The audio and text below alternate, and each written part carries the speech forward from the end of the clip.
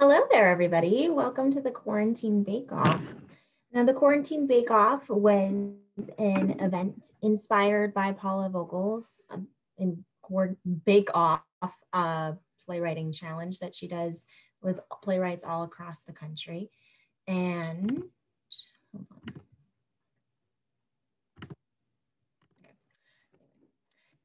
Anyway, the Quarantine Bake-Off was inspired at the start of quarantine last year, and then it's been popping up all over Facebook and other social media platforms as a way for playwrights and actors to get together with something to do. And I thought that this would be something that would be very interesting to share with Cal State Long Beach. Anyway, so we have given out 5 ingredients to our playwrights to write a short 12-minute play from.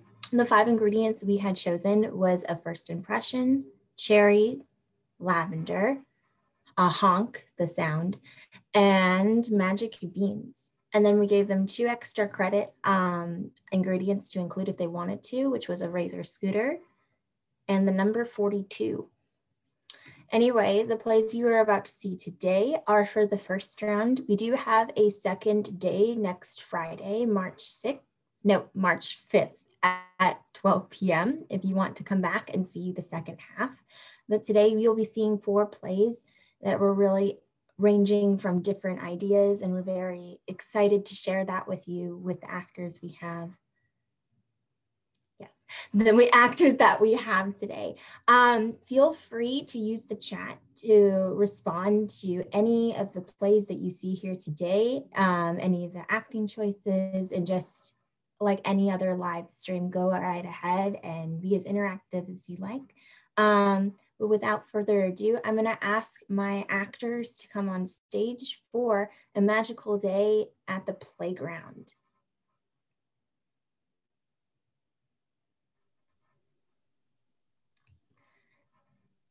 All right, hello everybody. I'm gonna ask you all to go ahead and introduce yourselves and what character you're reading for. Hello, everyone. My name is Alex Clayton, and I'll be reading for the father. Hi, my name's Kiyomi Wong, and I'm going to be reading for the mother. Hi, my name is Vanessa Mann. I'll be reading for the Gnome. And the lovely Erin Snett will be reading our stage directions for all 4, well, not all 4, but for 3 of our shows. We have a special interesting thing for one of our shows, but I won't get into that today. Mm-hmm. Anyway, without further ado, here we go. Mm-hmm. A Magical Day at the Playground by Marley Bauer. Setting: a bench at the children's playground near colored metal and plastic structures. It is a nice day and the park isn't too crowded. The ambiance of a quiet suburban park drifts through the breeze. Lights up on the bench. From offstage, there is a sound of a swing set clinking back and forth and children zooming down slides and generally enjoying their day at the park. A father is sitting on the bench, dressed maybe a bit nicer than he should be. There is a lavender flower in his lapel. He is watching his kid play, mostly trying to make sure that they don't hurt themselves. This goes on for a bit until a mother enters. She is a bit out of sorts and not dressed for the park. Yeah, go on and play, honey. Mom is right here. Don't worry, I'm sure it'll be fun. She smiles and waves her child on encouragingly before sitting down on the opposite side of the bench from the father with a relieved sigh. Long day? You have no idea. Well, at least you got here. Do it for the kids, right? Right. So long as they're getting some fresh air. They sit in silence for a while. An awkward cough or leg cross to punctuate the "I'm here for my kid and no one else" silence. Then the mother reaches inside her coat pocket and removes a jar of maraschino cherries. She carefully removes the lid, delicately removes a singular cherry, and holds it by the stem between her teeth as she methodically replaces the lid and places it back in her pocket. The father's a bit confused. As she takes a bite of the cherry. Oh, nothing. Just, He waves his hand in the general direction of his child. Oh, yeah. Another bit of stilted silence. Finally, the father's curiosity gets the best of him. So, I, take it you just moved here recently. Why do you ask? The threat of cherries hangs in the air thick between the two. The father does not bring it up at this moment. Well, I come to this park a lot, try to get out of the house a little, get the kids some fresh air. So I tend to recognize people. Just ain't seen you here before is all. Well, you're right on the money. She finishes the cherry and flicks the stem away. My husband is in the military. We tend to hop around from place to place. Just arrived here last week. Our little one is still getting settled. Hopefully getting out and playing with the other kiddos will do them some good. Hey. Makes a friendly gesture towards the world at large. I don't ask for a better day for it, huh? No, I suppose not. She twiddles her thumbs nervously. I just hope we can stay here a bit longer. Put down some roots. It's cliche, I know. Said to the father's reaction. But it does get so tiring, packing everything up and starting fresh so often. Far away, a sort of honking is heard. Could it be a goose? The father is used to it and doesn't register it, but the mother does. She stares a bit before focusing back on the conversation, looking for something to talk about.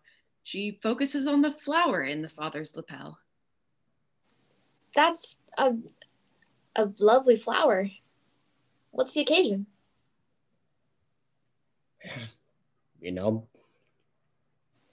What was that? Oh, there's just a patch of lavender on my walk. After I get off of work, and sometimes need a little color in your day.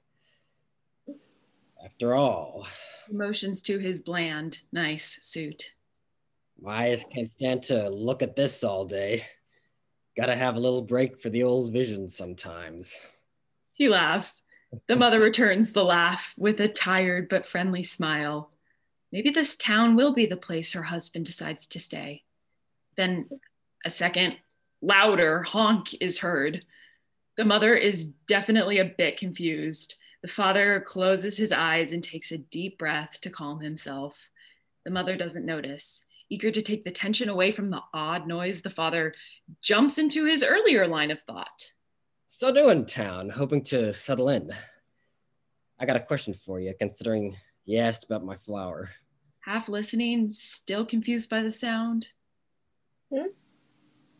Well, before the question, I did mislead you a bit earlier. Oh? How's that? How I knew you're new in town. Pulled back into the conversation. Go on. Well, I do remember some things pretty good. Faces ain't one of them. There's too many parents around here especially, and I got better things to remember, But your program snack, that I have never seen before. Oh, that. I was worried something more sinister was going to follow that lead in. Oh, no. With the air of someone trying to hide a sinister development. I've just never seen someone pull a jar of goddamn candied cherries out of their coat. My partner might eat one out of the jar when they're making ice cream sundaes or something like that. But no, I have never seen someone's go-to snack be anything like that. That's how I figured, because I'd remembered something like that. A bit flushed, but proud of her jar. Well, it's just, ever since I was a girl, I love these cherries. And as I was driving the little one here, I wanted some, but not the ice cream. And I figured, well, sometimes I just remember I'm an adult out of nowhere, and this was one of those times. So I made a turn, went to the grocery store, and grabbed a jar. And now here you are. Yes, I suppose so. I still don't really know my way around, so I was worried I'd miss the park because of the detour and all that. And the kiddo was so vocally invested in getting to the park that I just got here a little out of sorts. So that's... They are interrupted for the last time by the honk. It's loud now and persistent, and it grows nearer and nearer throughout this dialogue. Okay, what is that? It's been going off for a bit now, and I thought it was a car alarm or something. His hands on his temple. It's not a car. Is it a common thing? Unfortunately. Well, what on earth? When you moved here, were you surprised by the somewhat low cost of your house, apartment, wherever you might be staying? What does that have to do with... You? Well, yes, but... That noise is... The father is interrupted by a burst of white smoke as the Gnome honks / skates his way on stage, holding onto his gigantic red nose to produce this sound. The gnome is a strange creature, dressed in wild and tattered threads, with a pouch full of magic beans tied to his waist, riding atop a pink razor scooter that one might buy for a small child. The gnome builds to a shriek as the gnome skids to a halt just by the bench. He removes his hand from the nose and speaks, and it quickly becomes apparent that the thing more irritating than this honk is the voice he makes himself. Hey, yo, fresh meat! Excuse me? Here we go. How you doing, baby? And you, big man, how long has it been, eh? I brought a gift for your kids. Leaves the scooter off stage, ostensibly towards the children. The mother and father start as it graciously bangs off the metal of the structure. A child may start crying faintly from the shock. Lovely to see you too. What? Who? Nice to meet you, Toots. This lovely hunk of flesh you're looking at is referred to as a bee gnome. Sticks out a disgusting hand to introduce himself to the mother. When she doesn't take up his offer, he grabs her arm and slaps a wet-sounding high five with her before attempting the same with the father. The father shakes his head and points to the lavender on his lapel. Ah, shit. Well, fine. Be that way. You lost, buddy-o. Aggressively shakes the sack of beans at his hip to the father. This lady here is going to be rolling in it, and you're going to wish you took me up on this magnificent offer. No, she won't. But I can guys, see you're breathless and wordless. Not to worry. I have that effect on women. Now, how's about you trading for some of these here? He doesn't want any, leave us be. Hey now, partner. That lavender on your white bread-ass suit there might keep me from selling to, touching, and being in or around your personal property for longer than 3 minutes. But this lovely lady here has no such limitations. I got all the time in the world for her. wait. You don't just like flowers? No, I do. You misled me again. Well, You lied to me. I'd like to keep a neighbor one of these times. I apologize. Anyway, honey, I got a proposition for you. Purely business, nothing sexual. I don't want to hear it. Well, too bad. So long as you live with my borders, you listen to old Beanie's sales pitch whenever I decide to give it. Otherwise, Whips out an ancient scroll. severe penalties shall ensue. The mother is too stunned to interrupt at this point. Now, I got me here some magic beans. Pours a few into his unclean hands from his unclean sack. These beans can help you achieve your wildest dreams. Maybe help you get a nicer house, settle down, whatever, okay? Might grow a magic stock or something. I got no idea, really. You want them? I got them. Let's make something happen, baby. The mother tries to snap herself out of shock. Don't sweat it, honey. Think of these beans as my mixtape, and this is Hollywood Boulevard, and it's about to blow your mind. He tries to press the beans into her hand, but she jumps back. Now, hold on. What's with the small dick energy, ma'am? I'm trying to help you here. What? Well, slow down. I mean... This creature tries to pawn magic beans on everyone who lives here over the age of 18. I wear this lavender because it stops them from talking to me. It's a rule or something, I don't know. And the beans don't work, so don't give it shit and walk away. Hey, Poppy, don't slander me. These beans work wonders. Well, if they do, then why are you trying so hard to give... Hardwired into me, baby. I just gotta sell these bad boys. That's all there is to it. Sell? People pay for these? And the price is very easily affordable. All I need is one plump, ripe, succulent human child. What? As I said, do not take the beans. So what do you say, Toots? Want a bean or two? And there's no way to stop this thing? Nope. Only one, and you'd have to be pure crazy to even try it. Why, it's something no rational adult would do. Hell, it'd practically be the cherry on top of an entire human race if somebody would have... The mother and father share a look during this line. As the bee gnome babbles, the mother brings out her cherry jar and holds it aloft over her head with both hands before bringing it crashing down on bee gnome's head, who promptly crumbles to the ground, dead. Blood oozes from his head. Oh, He was going to eat my child. the price for the beans isn't a kid. He was messing with you. What? He just signs you to a really, really predatory payment plan with like 142% interest or something. He's a hustler. As the father said this, the beans fall from the bee gnome's hand onto the exposed soil. The mother braces for magic, while the father doesn't. The beans lie there. The beans don't even do anything. I told you.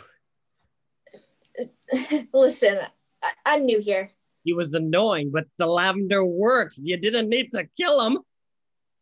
I thought the cherries some magic or supernatural thing. Again, he was messing with you. He confused us to extort. It's a common tactic. He was probably an endangered species. The mother opens her mouth as if to say something. She then closes it again and gathers her jar of cherries, which has remained miraculously unshattered. Without a word, she waves to her child and hurriedly exits off stage. A car can be heard starting and fleeing the scene. The father looks down at the body of Bee Gnome before looking at his own child. Hey, kiddo. Time to go home. The father walks, then runs off stage. His footsteps can be heard growing smaller, and the lights fade to black. End.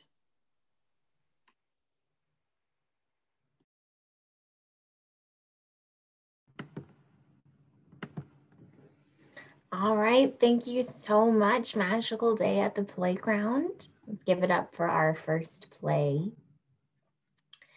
The second show we will be showing you today is The Sun Sets in the West by Kayomi Wong. And if I can have the actors for that show go ahead and turn their cameras on.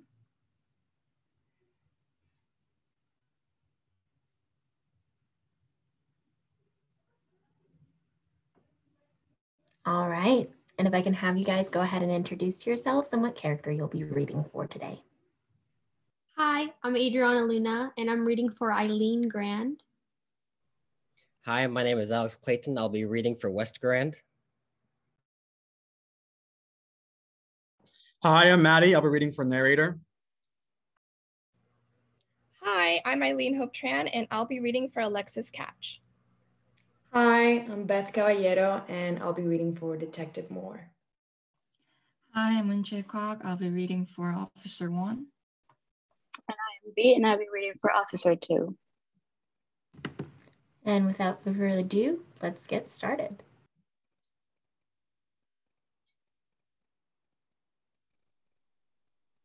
The Sun Sets in the West by Kayomi Wong, setting suburb town in New York, late 1920s.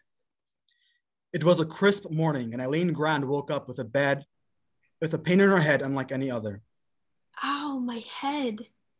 What happened? As she tries to recall why her head hurts, she realizes she can't remember anything of last night. Hey, honey, are you doing okay? Her husband, Wesley Grand, nickname West, comes into their bedroom. Yeah, it's just... Do you remember what happened last night? Sure. I made dinner for both of us, but I think you reacted to something funny because you said you weren't feeling well. You went to bed early, and here we are. Okay. I think it's coming back to me now. I think I'm going to take my pills and get ready then. She walks over to the bathroom connected to their master bedroom and opens the medicine cabinet with a creak. Inside sits the orange bottle that she pulls out and shakes a single shiny white pill into her palm. She takes the pill, followed by a gulp of water she got from the faucet. Darling, remind me to get more of my medication later on. Huh. That's odd. I could have sworn I had a full bottle last time I checked. Sure thing, honey. Are you feeling better? Like magic. Aces.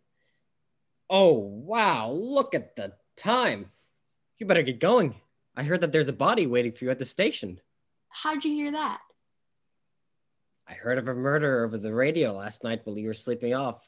Whatever made you feel bad. Okay. She gets ready, and as she's finishing up, she spritzes on her perfume, then goes to grab her favorite scarf. Darling, have you seen my scarf? Which one? The one with the cherries on it. No, I don't think so. Did you wear it yesterday when you were out? You didn't come home with it. I don't remember.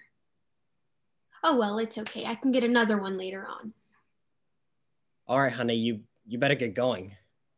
They kiss and hug goodbye for the day.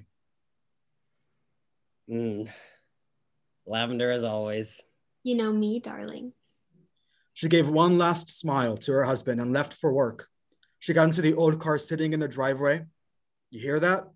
That's the sound of Grant's car makes every time the engine starts and stops. They don't know why, but Eileen likes it because it gives the car charm. Anyways, Eileen Grand worked for the police as a forensic pathologist. I know, a very peculiar job for a woman in the 1930s, but it's what she loves. Wesley Grand was very supportive of his wife's choice in career paths as long as she's happy. Wesley worked as a pharmacist and typically was off in the city for work, but was home for now because of his back problems. After a few minutes of driving, Eileen arrives at the station and pulls into her parking lot. She turns off her car with another and walks into the station. Good morning, Dr. Grand. Good morning. Good morning, Dr. Grand. Good morning. She walks through the station, opens the metal doors that lead to her lab, and is met with a stiff and new face. She takes off her coat, replaces it with a crisp white lab coat, and pulls her hair back into a bun. So what's the story with this poor soul? Name's Graham Catch, 30. The murder was called in around 10 p.m. last night, and the body was found in his house. Straight to the point. That's swell. I've never seen your face before. Are you new here? Sure am. Transfer from the Big Apple. Detective Dylan Moore, at your service, ma'am. Neato, Detective Moore. I'm Eileen Grand, but for work, it's Dr. Grand. Well, nice to meet you, doctor. Anyways, this guy here was dead when we got to the scene. The whole joint was covered in blood, and it was trashed real good. I like the way you get right to it. Alrighty then, let's see what Mr. Graham Catch has to tell us here. Eileen pulls back the sheet to see the face of the poor man that met his fate the night before. The bruises and the gash on the side of his head stand out on the dead white skin. Fine white powder speckled on his nose, and she was sure if he checked his hand, she would find matching specks there as well. Looks like he was done in by a blunt force trauma to the head by the gash on his temple. Now, not trying to bump gums here, but did he have any drugs on him? Well, no weed, but found some white shiny powder on the table. We think he crushed some magic beans to make a line. Poor thing forgot that those beans are stronger than most coke. Magic beans? Is that what this is? There's shiny white powder around right his nostrils and fingers as well. Yep.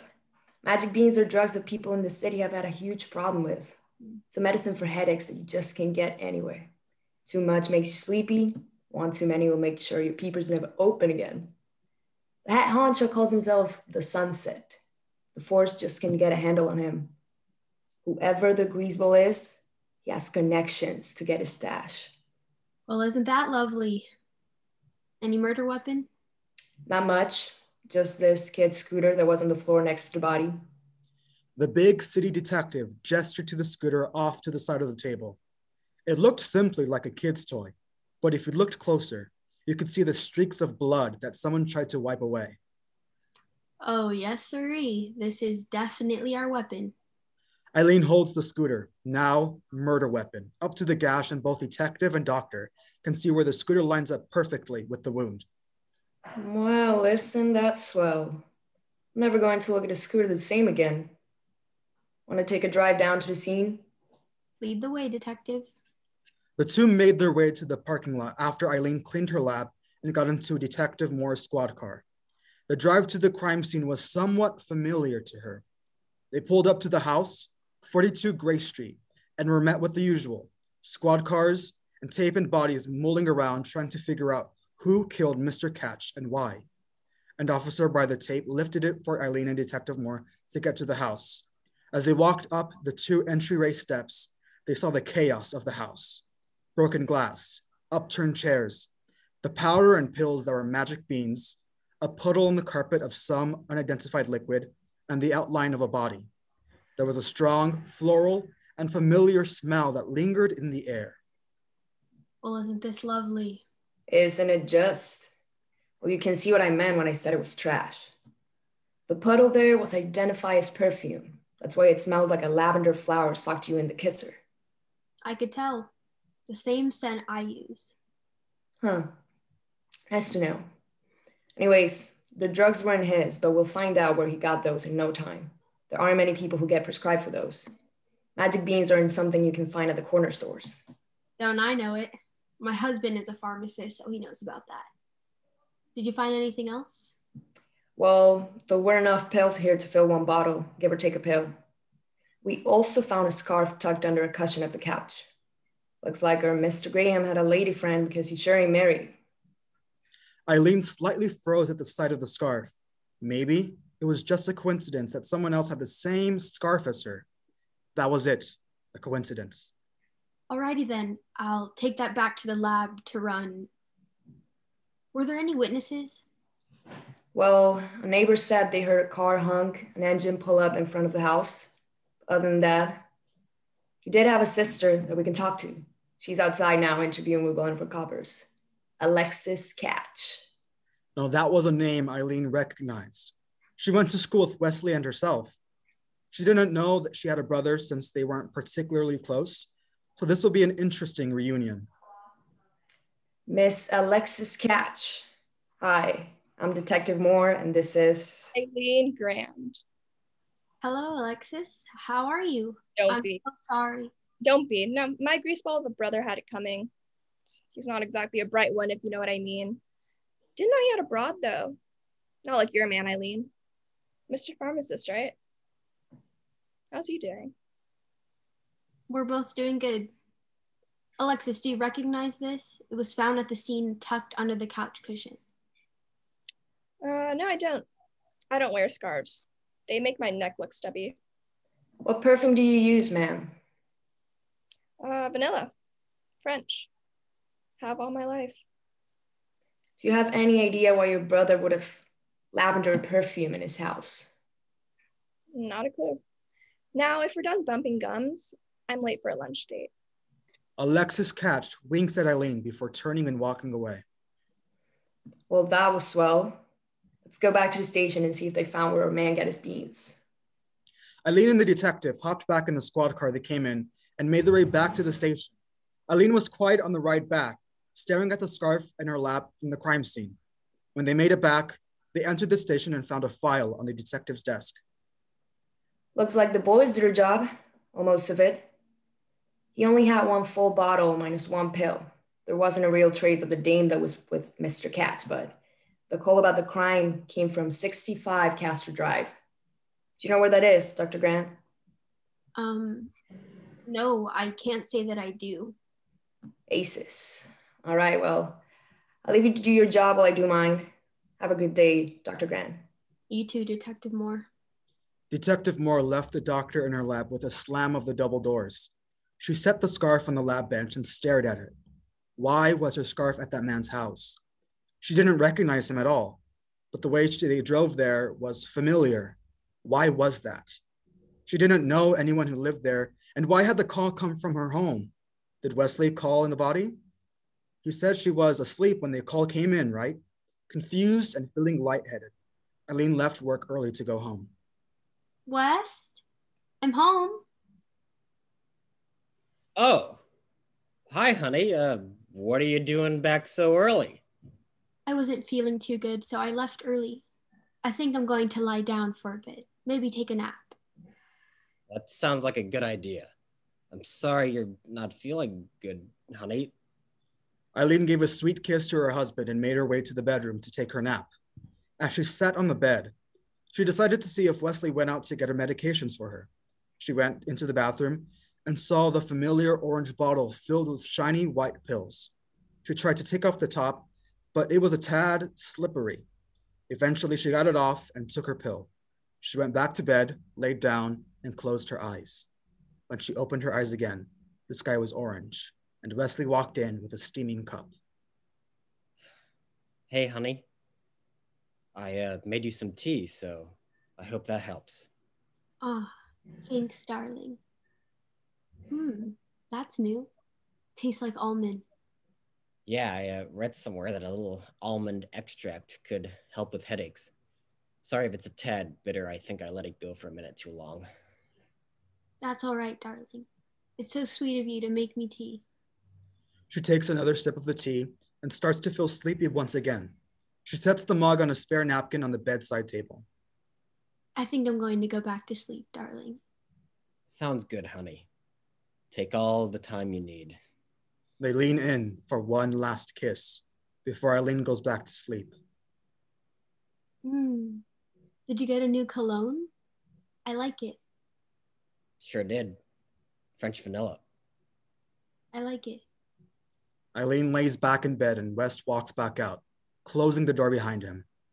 If Eileen wasn't so out of it that day, maybe she would have noticed the shine her tea had, or maybe that the napkin under her mug had the address of the man that was murdered and said, "Call the G-men for body late for alibi." Or that the smell on her husband was something she smelled only hours before. Bang, bang, bang! Dr. Grant, it's Detective Moore. I'd like to ask you a few questions. Dr. Grant. All right, get it down, boys. Smash. The detective walked into the quiet and dark house, followed by the other officers. The house seemed abandoned and like no one even lived there. Clear. Clear, boss. Detective Moore made his way through the empty house and found the doctor he was looking for.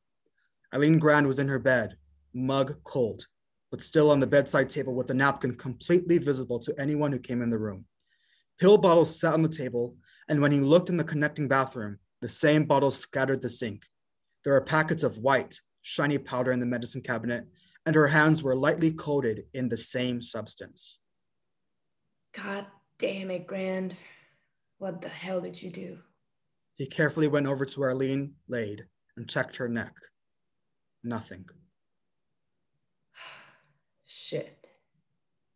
The detective looked around the room after confirming what he thought was true and realized that the walls in his room weren't as bare as the rest of the house. There on the wall was a painting of a sunset. Hey, Ace, you ready? Sure thing, doll. God, I can't wait to get out of this dingy town. The city is where it's at, and the fuzz there are all idiots. They can't get their shit together fast enough, and by the time they do, we're in the wind. I've got to ring the guys and make sure the next batch of beans are ready, because when we get back, Dollface, we got work to do. Also, remind me to send some goons to fill that Gmail with the daylight. They know too much. Sounds good, Ace. I can't wait. Me neither, doll. All right. No more standing around here bumping gums. Let's ride.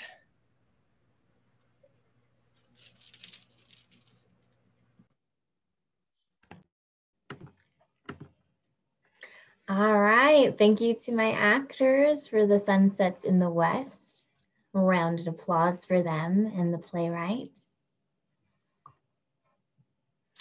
And if the next show that we have for you today is Getting to Know You by Alex Clayton. And if I can have the actors for that show, go ahead and turn on their cameras.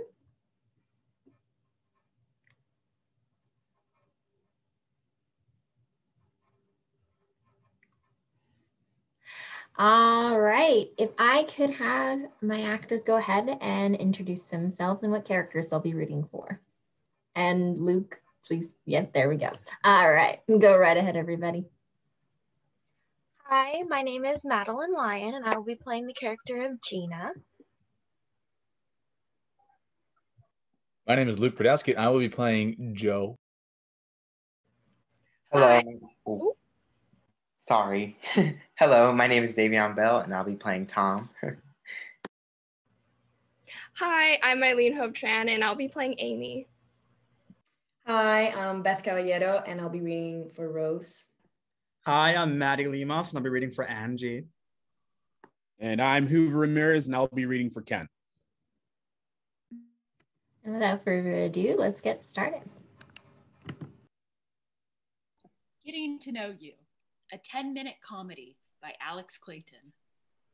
Lights up on the whole family. It is loud. They are hustling around the space, a dining room. They are getting ready for dinner, but not just any dinner. They are meeting Gina's boyfriend for the first time, and she is very tense. My lord, Gina, look at the time. When is he getting here? He'll be here, okay? We've gone on far too long, Gina, before meeting Tom. How much longer must we wait? Mom, please, I'm already anxious enough as it is. Why? Should we be worried? Is he weird? Is he some kind of psycho? No, he's not some kind of psycho. Just saying, Gina. You're supposed to be married by now. I don't know where we went wrong. Oh my God. Joe, do you know where we went wrong with our daughter? Mom, please. What are we talking about? Get on over. Dinner will be ready soon. Is that what you're wearing? What's wrong with what I'm wearing? I think he looks fine. Who's talking to you? Hey, what did I do now? Nothing. Come, we're having dinner. We got this friend of Gina's coming over. Hey, Ken, where's your sisters? How the hell should I know? Go tell them dinner is ready. They need to come over. Hey, Rose! Angie! Haul your asses over here! We having company! Looks like all the food is ready. My God, look at the time. Gina, you and Tom, you said Tom would be here by now. Mom, I told you, he's on his way. Where's he coming from? Canada? What's going on? Gina's boy is finally coming over soon. Allegedly. Boy? I thought we did that last week. Just sit the fuck down already. Gina! Do you mind? How many times I said he'll be... A loud honk is heard outside. Gina looks out the window and sees Tom pulling up. Mom, he's here. He is? It's a bit early, though. Fucking hell. Gina opens the door. Tom enters. His hair is a mess. Tom, what happened to you? Car broke down. Had to ride my Razor scooter. What the fuck? Oh, okay then. At least you're here. What's that smell? What, dinner? No, what you're wearing. Oh, lavender. No good. Dick. Hey everyone, so sorry I'm late. Car broke down. Oh, I see. Mom, Dad, everyone. This is Tom. Tom, this is my family. And that's Mom, Dad, Ken, Angie, and Rose. Nice to meet you. How's it going? Tom, it's so good to finally meet you. Hugs him. Likewise, I brought some cherries for dinner. Oh, I'm allergic to cherries, but thanks anyway, sweetie. Oh, sorry about that. Sit down, come have dinner. Well, what do you think? Well, the family's on their worst behavior. Ah, message received then. And Tom sit themselves down. Dinner has begun. Make yourself comfortable, Tom. Hey, man, I'm Ken. I'm the brother. Ken, I've heard a lot about you. Sorry to hear that. Why are we eating dinner so early? Hey, pass the asparagus. These carrots are not cooked enough. Mine are burned. Don't look at me. Everything smells very good, Amy. Oh, well, now I don't have to eat them. Oh, aren't you sweet? Yes, you do. Tom, can I get you some chicken? I pass the asparagus. Anyone else feel cold? Yes, thank you. Yeah, That's because you dress naked. fuck you. Hey, Angie. I mean, she's right. Nice. Pass the asparagus. They're right in front of you. Now I'm hot. Just Bickering as the lights dim on them. Another light shines on the large clock above them, which moves 45 minutes ahead, signaling a time change. The lights back up on the table. I'm done. No, he said to the guy, I give up. Just shoot me in the head. Everyone's listening. We're done here, right? You don't want to be here. You can just leave. I'm leaving. You lift your butt off that seat, I'll skin you. Gina, would you be a dear and help me with these plates? Yes, Mom. And Amy leave to the kitchen. so I'm thinking of going to the zoo tomorrow. In the kitchen with Amy. Well, what do you think? Well, my first impression is he's very quiet. I know. I'll get him to open up. Okay, time for the dessert. Back to the table. Wait a minute. So you like seeing two giraffes fucking? Hey, I just happen to find it beautiful, okay? Hey, Tom, do you think you want to talk about yourself a little bit? Oh yes, say no more. Out with a cake. So guys, I was thinking everyone would be down to play a new game of mine. No. Sorry, what? Game? Yeah, what kind of game?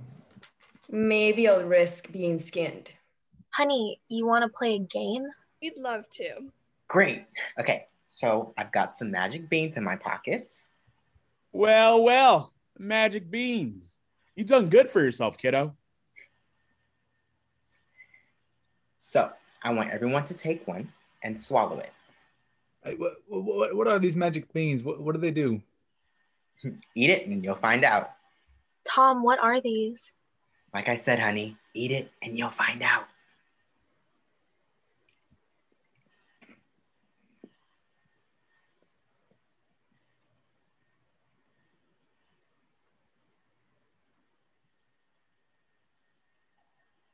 I don't really feel anything. Yeah, me neither. Are we eating cake or what? Angie, you can go first. What is your confession? I'm having sex with Rose's boyfriend. Oh, Ken is up next. Now tell us, Ken, what do you want to say tonight? Oh, I fucking knew it.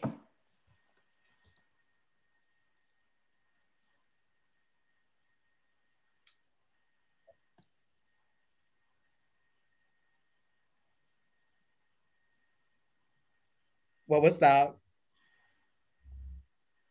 The magic beans froze Ken. Dang, we'll move on to Joe, okay? We're on a roll. Joe, you want to go next?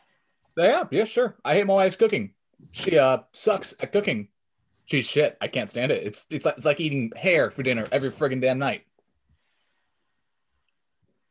You motherfucker. Who's next? How could you do this to me? Oh, Rose. Okay, I know you want to tell me something. I know you want to. What do you have to say? As a matter of fact, yes, I find racer scooters really sexy.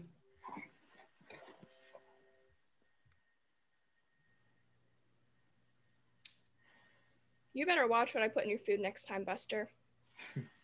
Amy, our wonderful hostess of the hour. How are you doing? How do you think I'm doing? I'm not actually 35. I'm 42 fucking years old. My breasts are fake. My husband hasn't fucked me in 10 years, which is concerning since our youngest is 8. And I'm not actually allergic to cherries. Holy shit, didn't see that one coming. Anyways, could someone pass me the asparagus? Tom, what is going on? The game prohibits you from telling a lie. You have to tell the truth. Isn't it genius? Mm-hmm.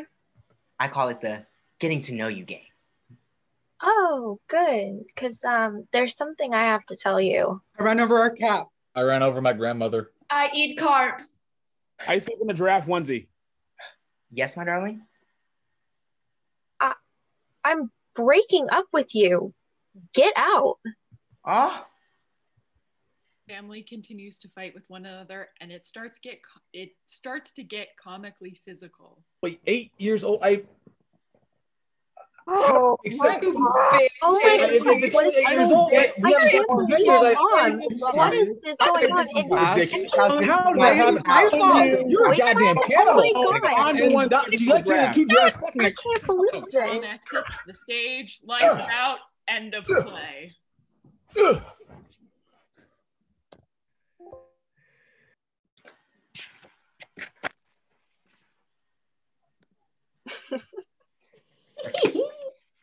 All right. Wow. Great job getting to know you. Thank you so much. Applause.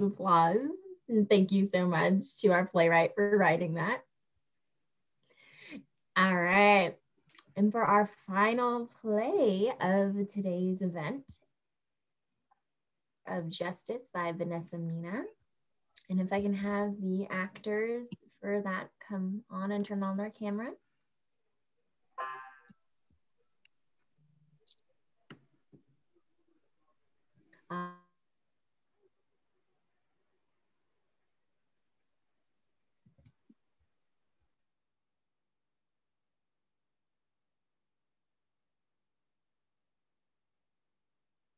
Oh no, did we lose Marissa? Is she frozen for you? Yeah, she's frozen. Marissa, no. Okay, I'll be Marissa. If you guys want to introduce your names and your character. Hi, I'm B, and I'll be playing the dagger. Hi, I'm Hoover Ramirez, and I'll be playing Boren. Hello, my name is Nini Chang, and I'll be reading for Amethyst. Hey, my name is Luke Brodowski. Hi, my name is Untitled Chapter. I'll be reading for Thea. My name is Luke Brodowski. I'll be reading for Gorpinol. Hello, my name is Davion Bell, and I'll be reading for Salvador.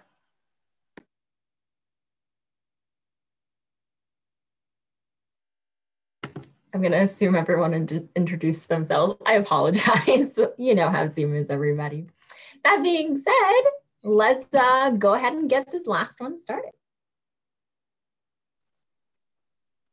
Dagger of Justice, Chapter 1, The Key, a young adult parody by Vanessa Mina. Scene 1, a forest clearing. Dagger and Boren stumble in. Boren is gravely injured and will die if he doesn't get medical attention. We're almost there. Where are we going? Region 42. Region 42. I thought 42 fell in the resistance. There were a small few who survived and took refuge in the ruins. Why the ruins? It was destroyed beyond repair. No one will suspect the citizens to return. Now, hurry, we must move along. Wait, just give me a minute to rest. There is no time. If we do not treat the one soon, you will not survive. Why me? A year ago, at the Citadel, you share your chairs with me. It's you. Yes. They were only cherries. Only the rarest delicacies in the kingdom of justice since the Great Rebirth. How did you come by them? I run with the bedlams, not exactly the noblest of people. I never would have taken you for a bedlam. They share a moment. Boren winces from his injury. Come, we must get you help. Dagger helps Boren up. They exit. Scene 2. Dagger and Boren reach the ruins. As they approach, they are surrounded by archers cloaked in black, arrows aimed straight at their hearts.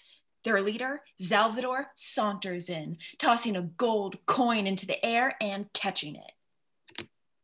Dagger, long time no see. Salvador, this man needs assistance. And who is this man who needs assistance? A friend. Boren looks at her in surprise. Last time you brought a friend, we lost 3 of our best men. I assure you, this time is their friend. Words mean that. Why should I believe you? You have my word. Words mean little around here. Mutt.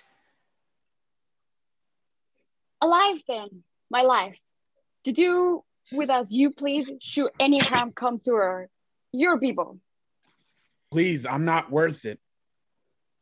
It's my life to do with us mine.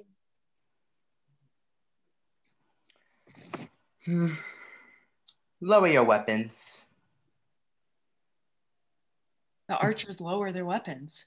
Boren begins to lose consciousness. Somebody get this sad sap to a healer. Scene 3, a healer's quarter. 2 weeks later, a modest room filled with all the stuff you'd find in a stereotypical apothecary. Pots and pans, jars and vials, a crackling fireplace, and a cauldron suspended above by magic. Boren, almost healed, is asleep.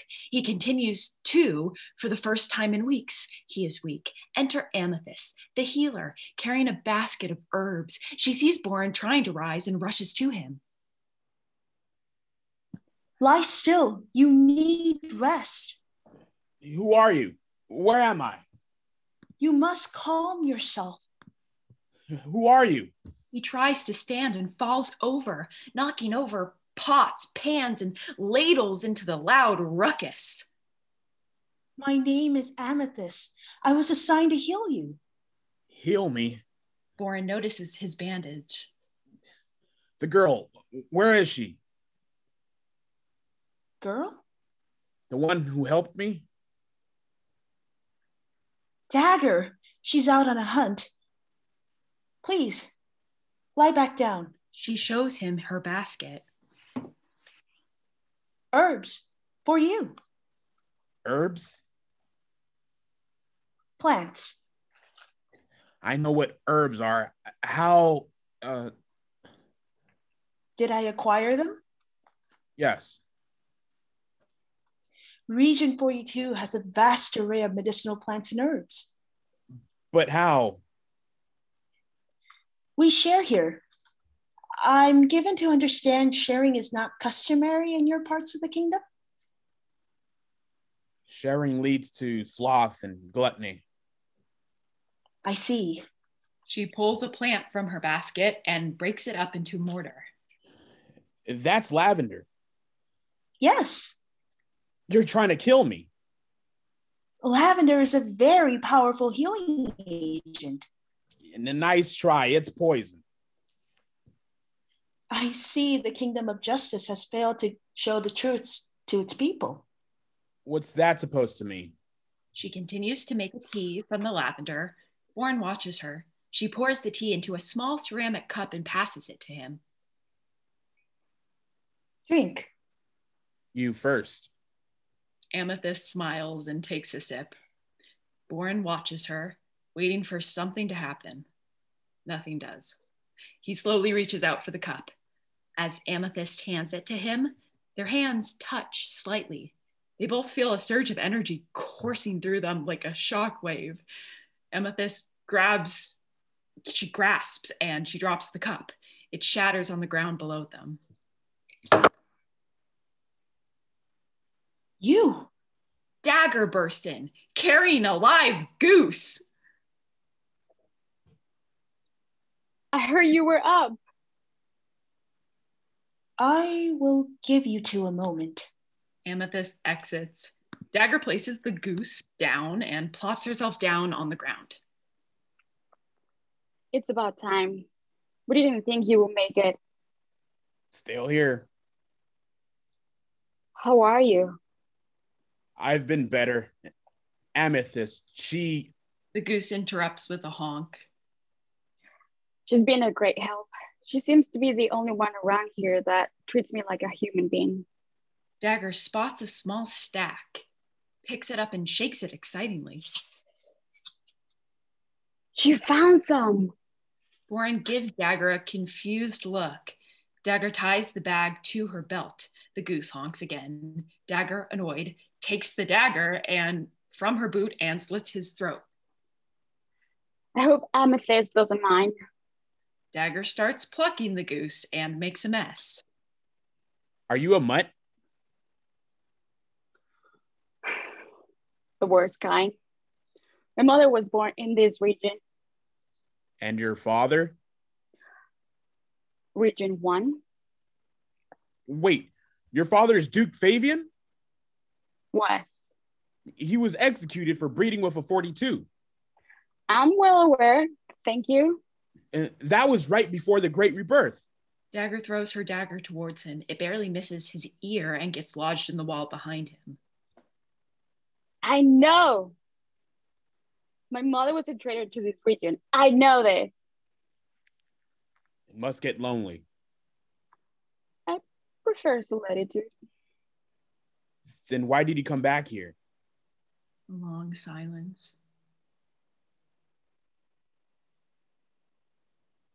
They're not much, but they're all I have. I couldn't understand that. I have siblings. My sister isn't so bad, but my brother, let's just say I hope he never comes to power. What kind of power could the brother of a Bedlam hold? It doesn't matter. Would you like to walk? Are you able? I just want to move. Dagger helps him up. Boren doesn't move very gracefully, but he manages to walk on his own. They exit. Scene 4, backdrop by a vast forest. We see a destroyed arena that shows remnants of once being grand. In the center of the arena sits a girl, chained at the wrist and a burlap sack over her head. A crowd of 50 people scream at her, demanding she be executed. Dagger and Boren enter silently. What's all this? I don't know, but I have a feeling we're about to find out. They slip into the audience. A man in his 40s, Gervinal, approaches the stage.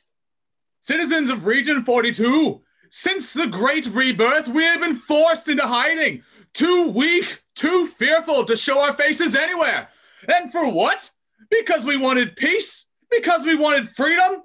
Because we wanted equality? Region 1 of the Kingdom of Justice has done nothing but keep us in a state of hunger. Hungry for food, for water, shelter, hope. But I, General Gorvinal, am here to tell you that all changes today. Do the citizens actually believe this nonsense? What do you mean? All the rebellion did was install fear into the heart of the kingdom, brainwash them into traitors, led them to believe they were missing what they already had. Missing what they already have? Have you seen the other regions? I've seen enough of them to know it's not as bad as what Gorvinal is preaching. I have been to other regions. There are no resources, no food, no water, no animals to hunt, No healers, nothing. People are dying in the streets every day. And whose fault is that? What I have here is the key to equality for all citizens of the kingdom of justice. With this fine specimen, we can demand whatever we want, whenever we want. Poor soul. That's why you shouldn't get caught. Who are you? Gorvenal pulls the girl up by the arm. She fights against his strength, but ultimately is overpowered. He pulls the bag off her head.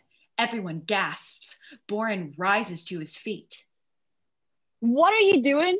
I introduce to you the lovely Princess Sophia of Region 1, the daughter of King Rowan of the Kingdom of Justice, our key to freedom! The crowd roars! Without a second thought, Boren runs toward the stage. Where are you going? She runs after him. He reaches the edge of the stage. Thea! The crowd goes silent. Everyone is still. Brother? Crowd, brother? What? You're a Prince Terwin? Well, well, well. Seems like we have two keys. Seize him! The crowd makes its way to Boren and Dagger. Dagger unties a small bag from her belt and takes out a small bean. Here, take this. What is it? If you want any chance of getting out of here alive, just take it. Hurry. Boren swallows the bean and he disappears before the crowd can reach him. Dagger sneaks past the mob and disappears into the forest. Crowd, where did he go? Exalvador? Salvador saunters to Gorvenal, tossing his coin. Find a safe place for our guest. Make sure she's comfortable. My pleasure. Salvador pulls Thea off stage as she struggles to break free of his grasp. End of chapter 1. To be continued.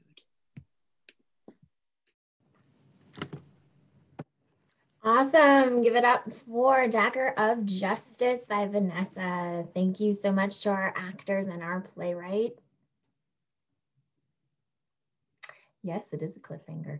Anyway, thank you everybody so much for attending. And for those that did decide to stay past their time, we do thank you and appreciate you for supporting all the work today. And even those that had to leave early, we do thank you so much. If you would like to see more, we have a few next week, next Friday. So the fun will not stop just yet. So we appreciate you. Thank you so much, everybody. Actors, thank you so much for participating in Playwrights this round. Thank you so much for writing and doing this for us. All right, have a great rest of your afternoon, everybody.